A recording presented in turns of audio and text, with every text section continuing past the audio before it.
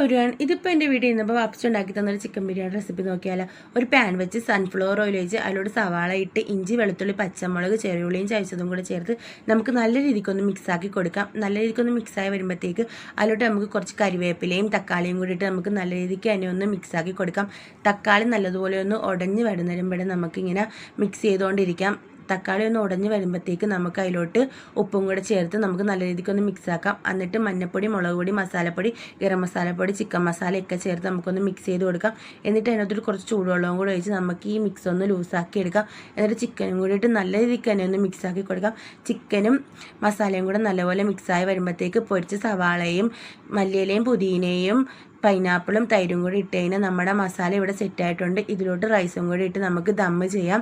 ദമ്മ് ചെയ്യുന്ന വീഡിയോ എൻ്റെ നിന്ന് മിസ്സായി പോയി ഗൈസ്. നല്ല അടിപൊളി ബിരിയാണി ആയിരുന്നു, ഒന്നും പറയാനില്ല ഗൈസ്. അപ്പോൾ ഇതുവരെ ചാനൽ സബ്സ്ക്രൈബ് ചെയ്യാത്തവരാണ് സബ്സ്ക്രൈബ് ചെയ്യേണ്ടതാണ്. അപ്പോൾ വേറൊരു വീഡിയോ കാണുന്നിടം വരെ ബൈ.